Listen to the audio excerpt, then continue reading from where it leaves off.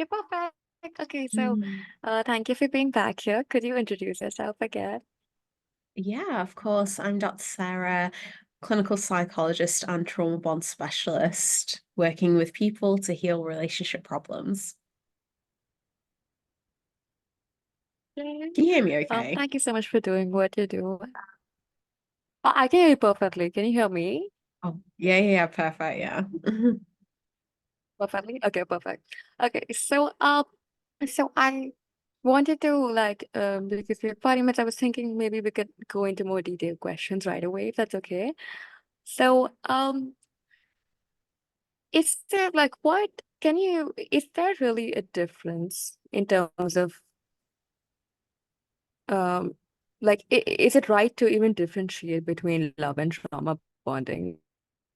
And does that labeling even help the person that's struggling with the trauma bond, if that makes sense? Yeah, that makes perfect sense. So Uh-huh. first of all, I just want to say it's fascinating how I've seen almost like an explosion of the Mm-hmm. term trauma bond being used. Mm-hmm. And actually, it's being conceptualized in really different ways and different contexts. But ultimately, being trauma bonded to somebody is where you are experiencing this significant pulling towards somebody, Mm-hmm. even though it's actually a really damaging and really harmful relationship. And so within that, Mm-hmm. there is a lot of romanticizing, there's a lot of idealizing, there's almost like this castle in the skies idea with this person. And so that's part of the reason why you get so hooked in. But simultaneously, there's a lot of pain, there's a lot of injury. And so there's a lot of issues around criticism or control or manipulation and betrayal and attack. And, this can either be in subtle ways where it might be more implicit in certain relationship dynamics, or it could be really explicit abuse that's Mm-hmm. physical or mental. But there's this constant dynamic of I get hurt, but it's okay because there's this potential beautiful hoped future with this Mm-hmm. person. And so the person really stays in that relationship, not Mm-hmm. because of the pain that they're experiencing, but because of the potential that it might be great. And that's when we end up in a really messy territory. And so when we're talking about Mm-hmm. love truly should be free. If we were talking about love in the purest sense, Mm-hmm. love is both an emotion, but it's also a verb, it's also an action, it's not Mm-hmm. just an emotion. Right. And so to truly love somebody, it means that there is true freedom within that love. There is no condition, there are no parameters. And so the person comes with flaws, with baggage, and you're okay with that because you know that you come with Right. flaws and baggage too, right? And so you're able to fully accept that person as a whole. But when it comes to a trauma bond, there are a lot of conditions. And so love isn't love in the purest form. Mm-hmm. What we love this imagined potential with that person, but we don't Mm-hmm. necessarily love the reality of the situation. And there's no freedom involved because any context of that love involves a lot of conditions. And so I'm only good enough. I will only escape criticism if I work really hard, if I please my partner, if I shut up and don't say anything. Those are the times when I feel love. Oh my God, that is such a brilliant explanation. And I love that you said love is free. And I was just curious, okay. I love this explanation, but let's say someone is trauma bonded right now. And I don't know if this has worked with any of your clients. I'm just curious, but if someone feels like they are in love, but then you tell them, hey, this is not love, this is a trauma bond, would that invalidate their feelings? If that makes sense? That's a really good question. So, for example, when I'm working with clients, Mm-hmm. often the reason why they come to me isn't because they're in love, it's actually because they're hurting. Like, that's the reason Oh. why they're coming to me, right? Mm-hmm. And part of the reason, this is a real hurdle, but I think it's actually part of the most important, it's the most important thing that we can do together. And part of the reason is that they'll come because they're hurting, but they'll also say, how can I change my partner? How can I change my partner's behaviors so they stop hurting me? And they might not quite say it in those words, and it's not as explicit, and they might not consciously be asking that, Mm-hmm. but ultimately that's what they're looking for, that's what they're wanting. And so they'll say things like, my partner is really hurting me, they keep criticizing me, I don't know what to do, I feel like they're betraying me, they're lying to me, they're doing this, they're doing that, I really don't like it, I don't feel good, how can I change that? But the focus is very much talking about their partner's difficult behaviors, and they're asking, how can I get rid of this pain? How can I change this so that things are better, so that we do get to that romantic, idealized castle in the skies idea? But the truth is that, well, their partner isn't sat in front of me. It's you that's, it's you that's sat in front of me. And so we're really talking about this issue of pain. Mm-hmm. And I think love is it's a really difficult balance. It's a really difficult thing because often people get caught up in this idea that love is enough. And so because I love this person and I'm acting with love, Mm-hmm. that will somehow sustain the relationship and that will somehow get us over this hurdle. And it's through that action of love where they might be continuously forgiving their partner or bending over backwards. But actually, when we really start exploring those things, it's not really love. It actually comes Mm-hmm. more from fear. And so if they're acting out of fear and they might be fearful of the relationship ending, and what would that mean? What would it mean to their self-worth if they were alone? Actually, would they ever be able to find love that is fully accepting? All of these issues, conceptually, they're really hard to navigate, but they all are rooted in this issue of self-worth. And so they may believe to one degree or another that they're in love, but then I'll clear cut ask Mm-hmm. them, what is it exactly that you're in love with? Is it the potential of who this person can be, or is it what you're experiencing now? And sitting with that is difficult, but then you can really start to see that there's a divergence, there's a real difference there between what it is that they want and what it is that they have. And so when Mm-hmm. they're in that loving space, it's almost like they're working really, really hard to talk themselves into loving that person. Mm-hmm. Oh, okay. So you're there to kind of break the fantasy, but I mean that in a good way. It's it's really getting them to grips with, where is that injury coming from? Because you're not coming here for no reason. You've not searched this for no reason. You've not, been birthed and then all of a sudden you're here in this painful place, but actually it's come from somewhere.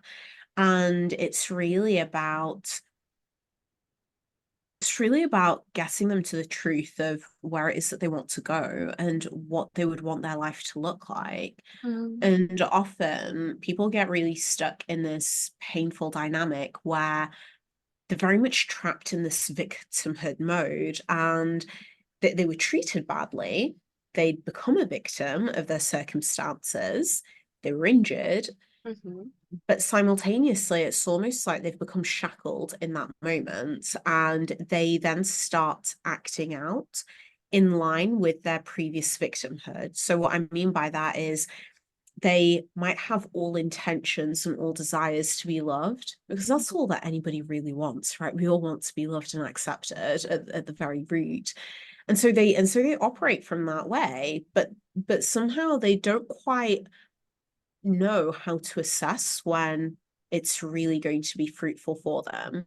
Mm-hmm. And part of the issue is because if they're feeling so fragile inside of themselves, Mm-hmm. they really struggle to note, well, actually, I'm good enough to have love just unconditionally. I'm good enough to have love that is freeing. They struggle to conceptualize that. And so the route that they're unconsciously going down is, well, I must operate in a particular way. I must behave in a particular way in order to receive that love. And Mm-hmm. so they very much outsource the love, and they say, okay, well, this person has the power to love me or to not love me. And so I have to work really, really hard to receive validation from this person. But the truth is that we can never control what other people do or don't do. We can never control if somebody else loves us or not, right? Right, right. But indirectly, we're giving them all the power, we're giving them all the control, and we're doing this from an unconscious place. And it's simply because we're struggling to tap into that own personal validation for us to recognize actually we are good enough just the way that we are, and we don't need to act in a particular way in order to receive that. And so people get caught up on this hamster wheel of continuously working really, really hard to receive validation and to receive love that is outsourced. So it has to be out there, and I just have to do something to work for it to get it. But And that sets us up for failure, right? That really sets us up for a really difficult dynamic, because a lot of people then end up either going for relationships that fit in that template mhm, because somebody is wanting to have that control. They might have a different template where they are very much withholding of affection because they don't know how to give it. And so that there's this instant match because I don't know if I can have affection. I'm more likely to look for it in somebody who won't necessarily give it to me or who might drip feed it because that's what I'm expecting. And so the other person might also be quite withholding. So we end up in kind of this really messy dynamic. Uh, but it's never real. It's mhm. it's always it's always conditional.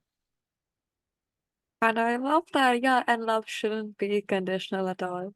So yeah, comes down to that. I oh actually we have a question actually. One second. Well, okay. Mhm. Are there specific personality traits that make someone more susceptible to trauma bonding? And if so, how can individuals with these traits identify and protect themselves? The biggest thing that I would say, it's really in relation to your self-worth. And so in terms of personality traits, we can see issues of low self-worth happening in different personality traits. So some of the common examples are people who are very much helpers or carers. So they tend to be people who overextend themselves to care for other people, and they might be really, really high on the empathy scale. And on the surface, that's beautiful because you think, oh, wow, this person's so empathic. Um, but the problem that it poses is that they end up overextending themselves and they end up bending so many boundaries that they really struggle to see when actually it's starting to hurt themselves. And so they end up in a relationship dynamic where they might be overly forgiving of a partner who is very critical, who's very defensive, where there's a lot of contention, and they really struggle to feel cared for, but at the same time they'll forgive their partner and they'll say, oh God, you know what? Well, yeah, my partner cheated on me, but I get it. I was at work. And so, so somehow they'll kind of like they'll take their partner's side for behaviors that they actually don't accept, and it's not aligned with their values, but they'll accept it and they'll justify it in their own mind because they're so high on the empathy scale, because they overextend themselves, because they're really high in terms of the caring trait. So that's one trait which is really common, and that really very much links into people pleasing, right? So people with people pleasing tendencies, again, we are much more likely to try and keep the peace around us because we're really worried about any kind of confrontation or any kind of conflict. And so we work really hard to make sure that everybody's happy with us. But the moment that we step back from that, we start to feel really guilty. And so, how that works in a trauma bonded relationship is that you work really hard. Your status quo is to work really hard to please your partner. And so you're going to give more. And if you're giving, you're going to be attracted to takers, right? Because they're the only people who want as much as you're giving. And so the more that you give, the more that they're taking. But then the moment that you stop giving so much, or you start paying attention to your own needs, and you say, you know what, I'm really upset here because I've been criticized, all of a sudden you feel really guilty for actually not giving as much as what your status quo says that you should give. And Mhm. so you end up pouring more and more and more, and like the guilt stops you from having a boundary because you feel like you're asking for too much. And so you end up on this hamster wheel of people pleasing, but then also it lures you into a trauma bond. And then finally, the other personality trait is people with high achieving traits. So high achievers, so susceptible. And I know this might seem like a bit of an odd one, but part of the reason why is high achievers tend to have really poor self-worth. If you're really rooted, if you're really Hmm. looking into it, and yeah, much of the research evidences that. And so how it works is I feel really unworthy, but my worth is based on all of my achievements. So the more that I can achieve, the more that people are like, oh yeah, well done, pat on the back, regardless of what the domain is that I'm achieving. So it might be fitness, it might be work, it might be academic, it might be financial, it might be whatever it is, but I'm working really hard to achieve stuff. But that's really a reflection of low self-worth. And so I'm already on the hamster wheel of wanting to be better. And Uh-huh. I already have that self-critical voice inside of my head. So when I end up in a relationship with somebody who criticizes me or says, you know what, you could lose a bit of weight or you could have a six-pack, I'm like, oh my God, yeah, they're right. I could have a six-pack. And so all of a sudden we actually end up being attracted to somebody who is going to be a criticizer because we already criticize ourselves. And so high achievers are also at high risk of ending up in a trauma bond because they already have that narrative living inside of them. They just find somebody who mirrors that, and it just feels like the ideal puzzle pieces fitting together. So I hope that that answers the question in terms of the personality traits. So there's something about helpers, carers, high empathy, people pleasing, and high achieving. These are the people who tend to be who end up being the I'm going to say abused party, or party who end up really struggling. So not the abuser, but the person who's more vulnerable. In terms of how do you watch out for it, I'm going to go back to self-worth, Mhm. because in any relationship dynamic, you can never control how somebody treats you. You can never control what somebody's next move is, their actions. You can never control any of those things. The only thing that you really can control is yourself. And every single action that we take is very much rooted in our subconscious belief system. So 95% of our actions, 95% of our choices and partner, how we interact with our partner, all of that is subconsciously related, and it relates to how we see ourselves and how important we see ourselves versus other people.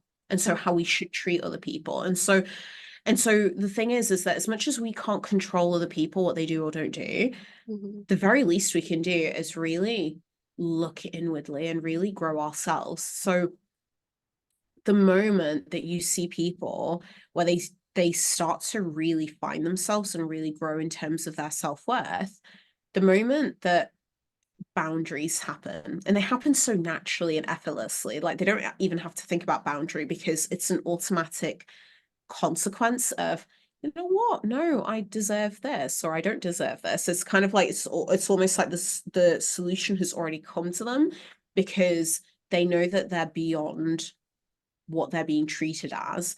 Right. And so that in itself, I would say, is a really, really great litmus test as well, because the better that we are with ourselves, the Mhm. more respect we have for ourselves, and true integrated respect. I'm not talking about, oh yeah, I know that I should think more respectfully of myself. I'm talking about when you really regulate your nervous system to respect yourself, and when you regulate your subconscious mind to also respect yourself. When you kind of go from a deeper level, it's only at that point then you're able to act in line with self-preservation.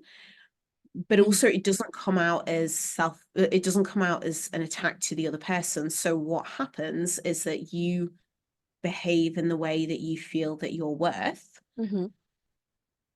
And then you can use your partner's actions as a bit of a litmus test. So then you can see, actually, are they treating me in line with how I'm already treating myself or not? Or how is it that they're responding to the way that I'm treating myself now?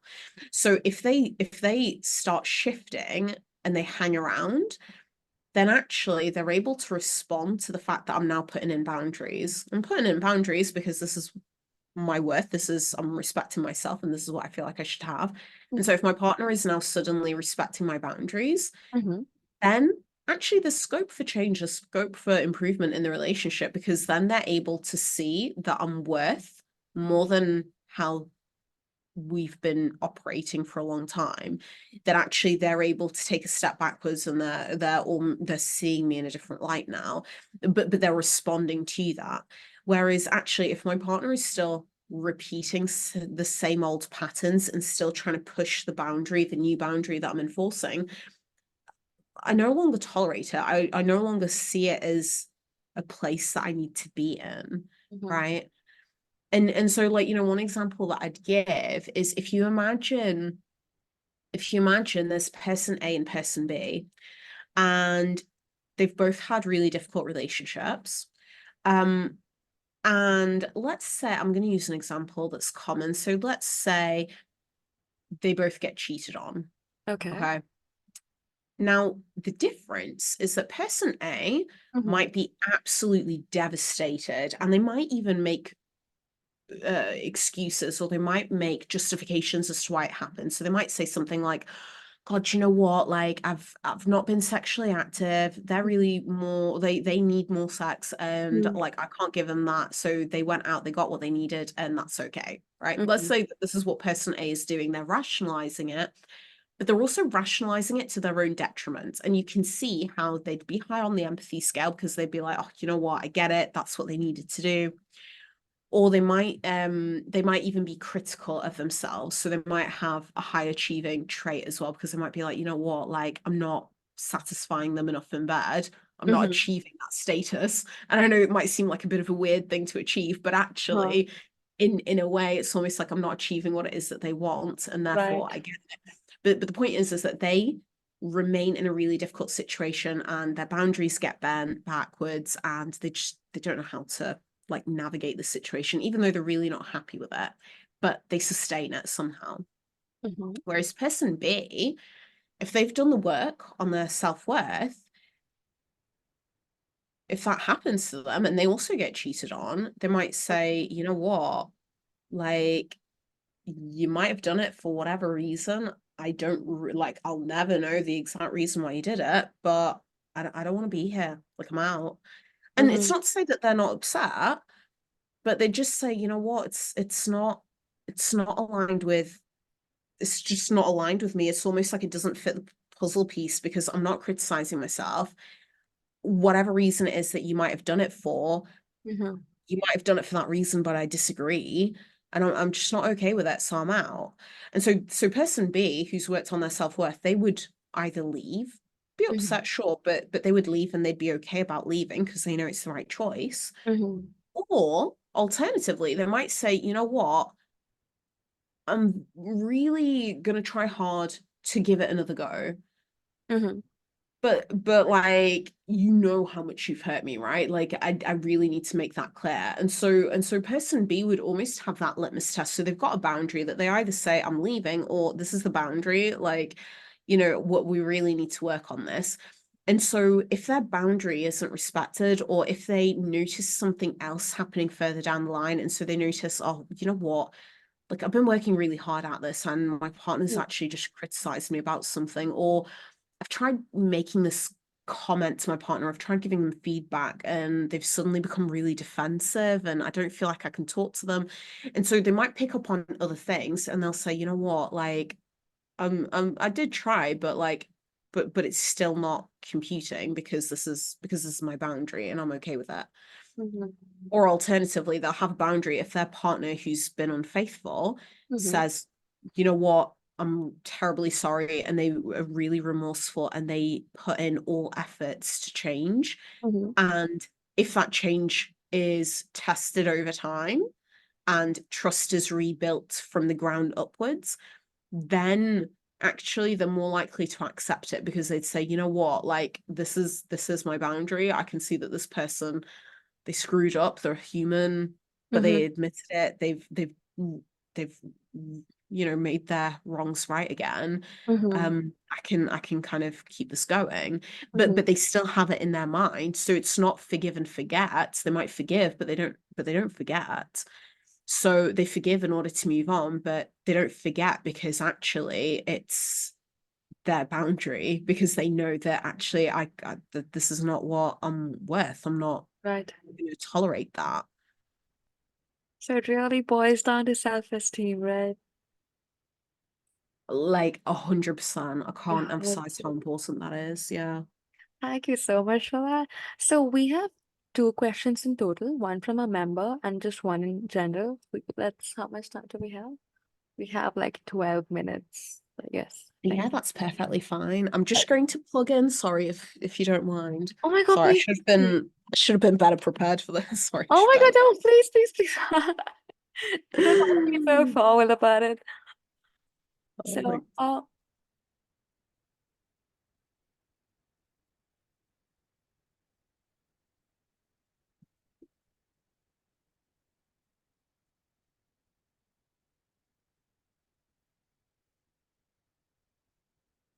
sorry, I'm back. okay, yay. Okay, so we have two questions in total. So because this one relates a little closer to what you were talking about, um, okay, do you have any tips on how to stop holding on to hope, or maybe be less, I wouldn't say be less forgiving, but kind of like let things slide and just hold on to the hope, if that makes sense? Yeah, yeah. So the biggest thing that I would say is writing things down Mm-hmm. in the format that I'm about to tell you. So the reason why I'm saying writing it down is because often what we do is our brain is such a funny thing, because we end up rationalizing certain things in our head that Mm-hmm. aren't necessarily rational.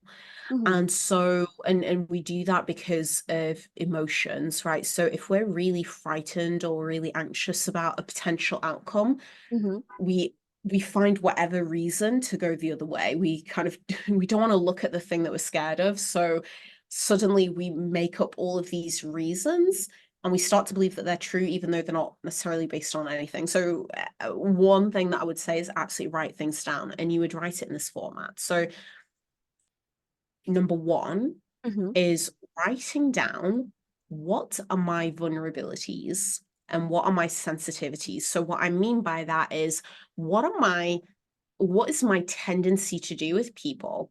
Mm-hmm. And so it might be, I have a tendency of saying yes to everything, or I might have a tendency to always forgive, or I might have a tendency to bend over backwards. Whatever your tendency is, just write it down so that you're aware of it. It's front and center. Okay. Mm-hmm. This is number one. Number two is writing down objectively what has happened, Mm-hmm. as if you were watching it through a TV screen. So it would have no interpretation involved. It would just be exactly how things have happened. So it might be something like, I said X, Mm-hmm. my partner responded with Y, or my partner walked out of the room, Mm-hmm. or my partner said this, whatever it is, but I would literally be verbatim as if you're watching it on TV. So no interpretation involved. Mm-hmm. So very, very objective, very cold. Number three is, I would then write down, what meaning did I make from this? So this would be the way that I interpreted that situation. So it might be, I said this, my Mm-hmm. partner said that, and I felt really criticized in that moment. Or I said this to have a conversation with my partner. They walked out of the room. I felt like they didn't care. So number three would be about what meaning I gave that situation, how I interpreted it. So the interpretation would be, they don't care about me, Mm-hmm. or they criticized me. And then number four, I would be asking, did I interpret this through my tendency, or did I interpret this through the objective reality? So did I interpret them not liking me because I always say yes to everything? Mm-hmm. Or did I interpret them not liking me because they actually said the words, you're not treating me right, or you're not very good here, or something? So it's almost like distinguishing what is my stuff and my vulnerability and my tendency to do versus what did they objectively do in that moment. Okay. And so the moment that we start to recognize what is my stuff versus what they're actually putting out there, we can then start to untangle all of these issues around, is it this idealized, romanticized thing that I'm really holding on to, which would be my tendency. So my tendency is to please them in whatever way I can do, or did they actually say something that's really hurtful? And really map this out. And I would be doing this daily and really kind of mapping it out in terms of any occurrence that you have. And Mm-hmm. you know what? If something good happens, write it down as well and just see what the frequency is like in Mm-hmm. terms of the good stuff versus the stuff that's actually painful. Mm-hmm. And that in itself would really give you an opening window. I guess some of the other things as well is really to recognize issues around how open are they to having those difficult conversations, or actually is there a lot of defensiveness and a lot of shutting down? Mm-hmm. Because you may be really willing to have those hard conversations to try and get somewhere, but if Right. the other person isn't willing to have them, you're just speaking to yourself. And it's really Right. hard to have a conversation with somebody who isn't there to have them with you. So that, that's one big issue. And then the other issue really is also about things like the silent treatment or stonewalling. So if they're actually not wanting to have these conversations, Mm-hmm. um, then again it becomes really difficult. So it's just a few things to keep in mind. Okay, thank you. That was such brilliant advice. And man, writing down really helps. So you recommend doing this regularly, right? Yeah, I mean, if you're really struggling, I'd be saying keeping a daily diary is so important, but also Okay. keeping a diary in terms of what has objectively happened, versus how you feel. And also, I think if you're really struggling with issues such as you're not sure of the truth, so if there Okay. is like a possibility of gaslighting, for example, or manipulation occurring, Ah, and okay. you're really not sure of the truth, Mm-hmm. then it's super important for you to be writing down everything from a really objective standpoint. So it would be, I said this, they Mm-hmm. responded with that, this is what happened.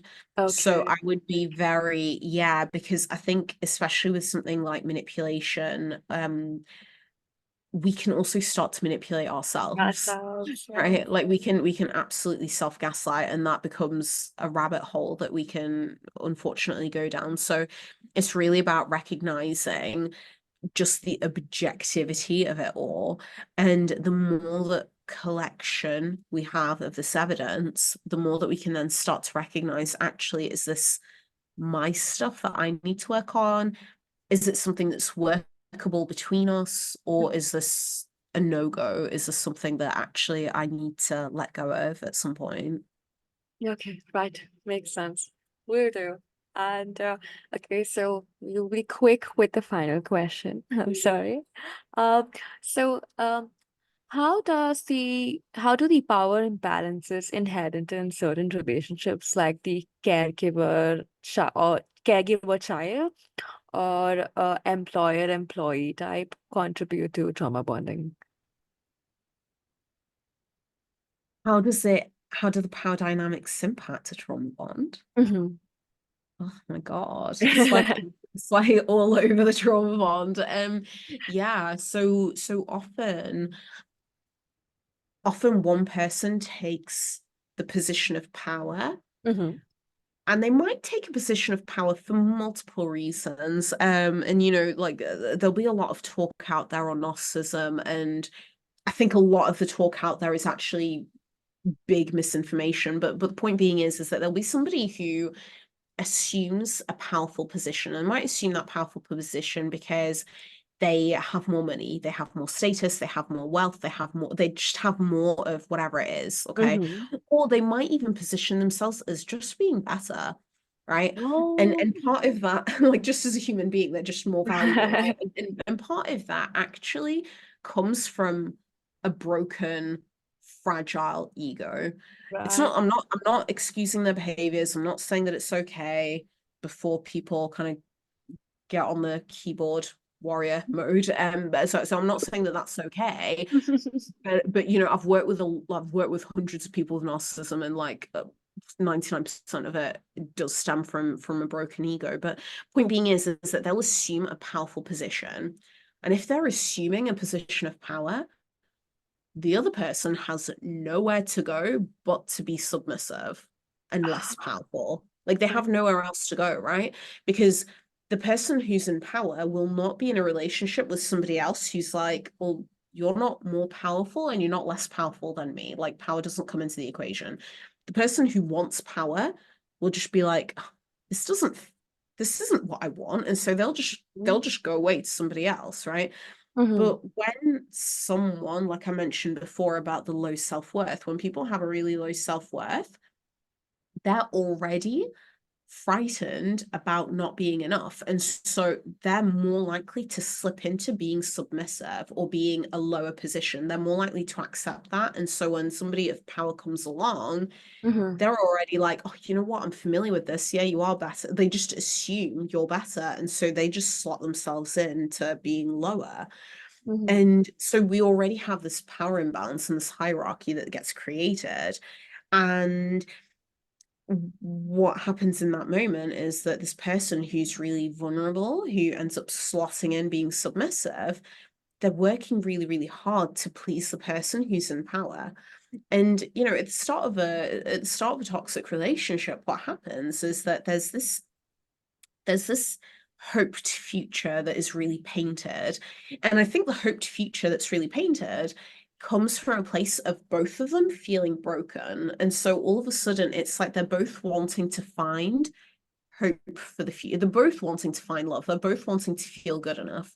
Mm-hmm. And suddenly they find the other person who also feels broken, who also wants love, who also wants to be accepted. And so all of a sudden, the match, the love bombing, the trust and dependency that is initially created is Mm-hmm. created based on both of them sharing their broken sides, but also both of them wanting to feel accepted and to feel loved. And so they think, oh, Wow. maybe we're two who can show each other love, who can show each other acceptance. And you know, that's when the bond loving, idealized, romanticized part really occurs, right? Because Mm-hmm. both broken, they're wanting to find that acceptance and loving each other, Mm-hmm. but they don't actually know each other as a full being to love and accept each other, right? Like that's not the case. They're literally just loving their broken halves. And then so over time, when one of them assumes a position of power, the other person slots in underneath. And so that's where the control and the criticism occur. Mm-hmm. And one person gets so attached to the position of power because it fits in with how they want to survive, how they have been able to survive. And Mm-hmm. they've only been able to survive if they're powerful. Otherwise, they're worried that they'll be kicked and knocked to the ground. Mm-hmm. And then the other person has learnt from their history the only way I survive is by pleasing other people.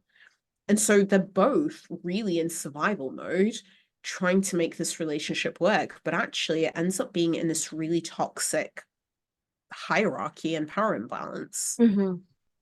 And, you know, I mean, like I'm talking about romantic relationships here, but it definitely occurs in work, in family relationships, and any other kind of dynamics. It's just much more amplified when we're talking about romantic Oh man, relationships. absolutely. Well, Yeah. thank you so much for being here. Oh, my The pleasure. knowledge you share, the knowledge you have is just simply phenomenal. And yay! This will go up on YouTube eventually. And please keep doing what you do. Every time I see your content, I'm just like, I always learn something that I didn't know before. So thank you so Oh, much for doing what you exactly. do. And yeah, have a lovely day. Thank you so much. Thank you so much. Take care. You too. Bye.